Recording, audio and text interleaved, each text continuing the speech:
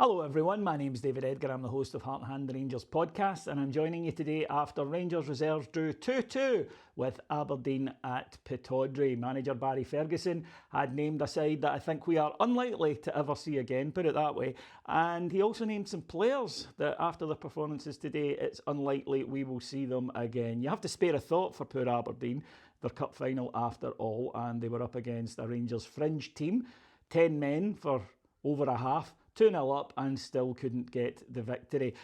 Manager had, quite rightly, I think, put Bilbao second leg as the priority, and it had to be. It's by far the most important of the two matches.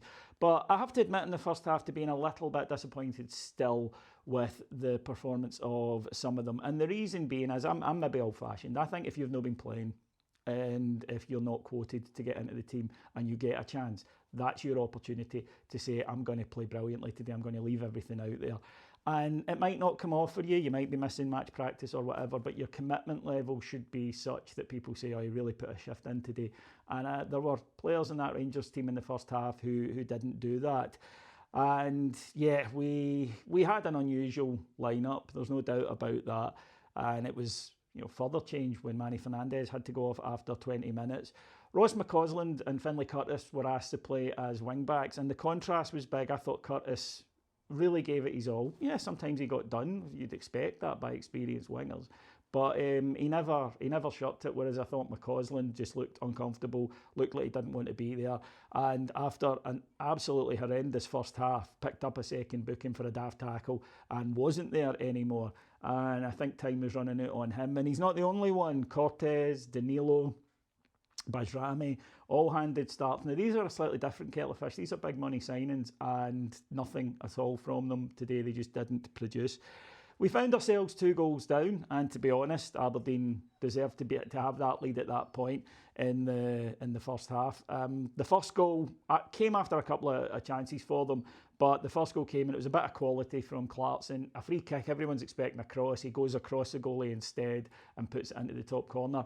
A few people I saw criticising Liam Kelly for it. I think we've become so conditioned to look for goalkeeping errors over the last few months because of Jack Butland that we might look at that and go, oh, he should have saved it.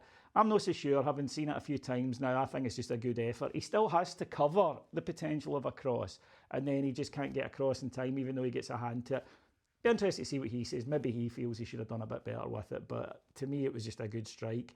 And then Aberdeen added what appeared to be a killer second, as Rangers had gone down to 10 men by this point. It was, again, a nicely worked goal. Young Curtis's inexperience gets shown. Tavernier should have done better though on the flank. And then Proper is doing that thing he does where he's pointing at Gay. He's pointing and saying, look, someone pick him up. But he's not picking anybody up himself. And the ball comes to Gay. Nice finish, 2-0 down. And to me, that's Proper in a nutshell. It's like, don't shout at people to go and deal with it. You go and deal with it. He's had a week that will probably bring down the curtain on his Rangers career as well. Manager made a couple of changes at half-time and Rangers got back into it straight away, and it was our golden boy Hamza Igaman. And he's so good at this goal. There's not really any danger. The ball goes up to him, it's bouncing about. There are 3 Aberdeen players around him, but he controls it, spins, beats a man, and then picks the perfect shot low into the bottom corner for 2-1. That's why I'd play him as a number 9. That's where I think his long-term future is. The boy can do things like that. None of our other strikers can. I think the timing of this goal was really good, because I think that in terms of Aberdeen's mindset, that they then got caught slightly between 2 stools of should we go all out for this or do we sit back, because we're 2-1, it's 10 men, and instead of going hell for leather, which would really have stretched us, I think they were careful. They kept the ball, they kept us out, and they were keeping us at arm's length, bar a couple of long range efforts, one from Curtis as well. But I think that we, maybe if they had absolutely went at it, it would have been a bigger challenge for us.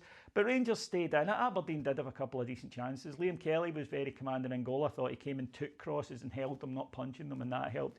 It did look to be curtains though, with a few minutes to go when Kevin Nisbet put the ball. This was bad defending from Rangers. Cross into the box. We don't deal with it. And you've seen this goal conceded by Rangers. The ball spinning about after some defensive panic. We don't react. Nisbet puts it away.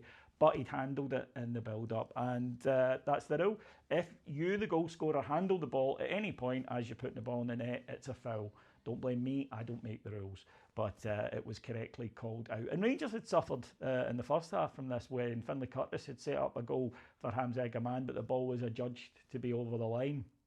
I don't think it was wholly over the line, but I don't think you can tell, and therefore you've got to go with the on-field decision. There surely must be a technological way at this. They have it at Wimbledon to be able to determine if we can do it. And the game looked as though it's petering out because there was merely seconds left. Aberdeen, though, and got caught out. Cyril Dessers did really well to find space because everybody was in the Aberdeen half, and he got on the end of a long ball. His shot cannon back off the post, though, and I think at that point we all thought was it. But Rangers, with merely seconds left, recycle the ball, and Yanis Hadji sweeps a beautiful shot curling into the top corner for 2 each. So, look, objectively, it was very funny. It was great to watch the Aberdeen fans' reaction to it, but it doesn't really mean anything for us in terms of the season. It doesn't change anything. As I say, there were maybe some players who could have put themselves in and they didn't, and that's on them. But it doesn't change the fact that we need to make so many changes in the summer. We knew that going in. These guys in the main today are players that can't get into one of the worst Rangers team in a decade. So, it says everything about it. But I think from where we were at half-time, to have dug out a draw, they deserve a bit of credit. But now we can't. I mean, this game was an annoyance, really, let's be honest. Now we can park that and look ahead to Thursday night. A one-game shoot-off, and if we win, we're in the semi-finals. Can't ask for more than that. I'll be back after it. Until then, have a great week. Take care, everybody. Bye-bye.